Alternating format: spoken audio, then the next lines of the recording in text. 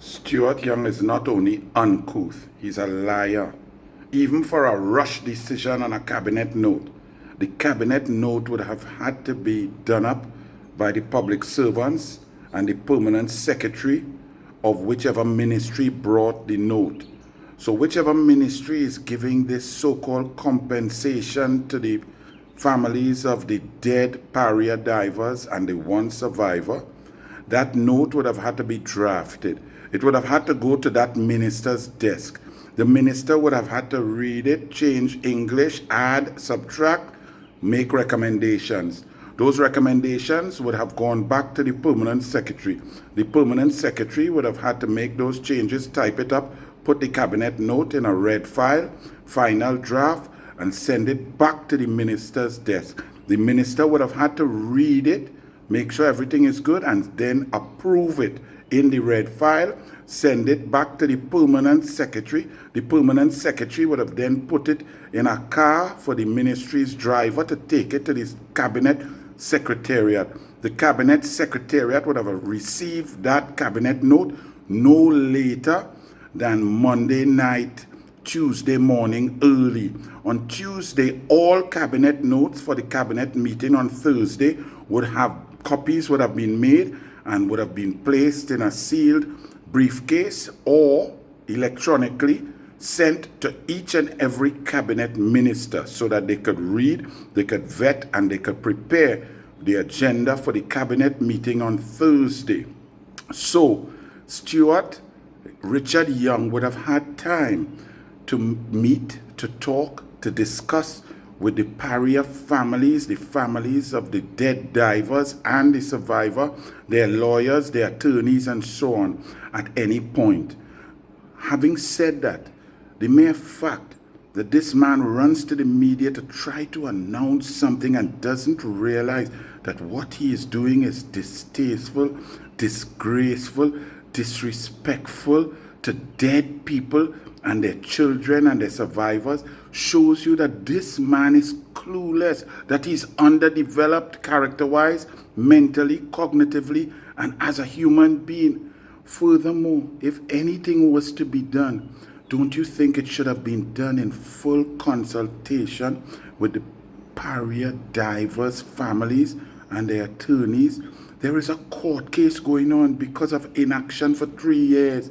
You met with the families 1 year ago, and in all that time, you never dawned on you to tell them, hey, we're having a change of heart.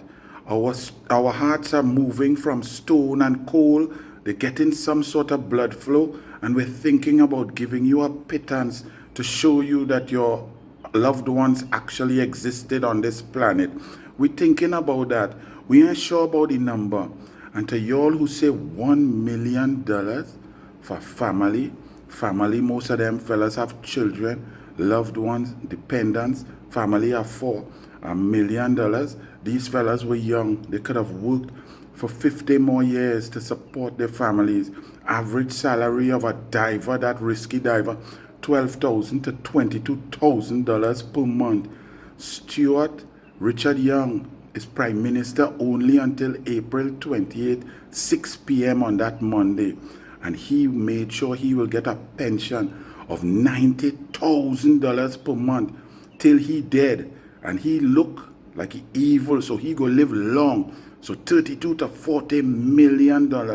But you come to offer dead divers, children, loved ones, significant others, $1 million for loss of life, for 39 hours of sufferation, drowning slowly, watching them die one by one. The 4 of them didn't die same time. So one would have gone silent and the other 3 would have been fighting for life. One would have died and the other 3 would have been waiting for their turn. Second one would have died and the next 2 were there waiting to die. Cannot believe that their loved one, their friend, their co-worker just passed on. 3 would have died and 1 stood alone in the pipe in the darkness, suffocating. That last one waiting on his own, looking up and praying for help to come from above. But the help was coming. The person who was in charge of sending help was Stuart Richard Young, Minister of Energy. So help was never forthcoming from that evil demon. Stuart Richard Young, look at this. Y'all listen. Listen to the words coming out of this man. He's so clueless. His parents have not taught him anything. He doesn't even understand common courtesy, decency, propriety, fairness, equity, love, humility, nothing. And on top of that, he's a blithering dunce. Listen, watch it. Families have been informed first before you made this announcement? No, I've literally just come out of the cabinet room and I thought I wanted to put this out there. Should they have been informed? Should the families have been informed? That too is a speculative. That too is, should this have happened, should that have happened? This is how it has happened.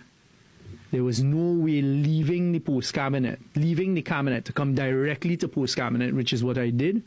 They could have been informed. It seems as if you were therefore making that decision to announce it in post-cabinet. Wouldn't the proper process be to contact the families first? Akash, I don't know what is the proper process according in your mind and how you see it. I understand how you would like to see it. I understand how you may want to spin it.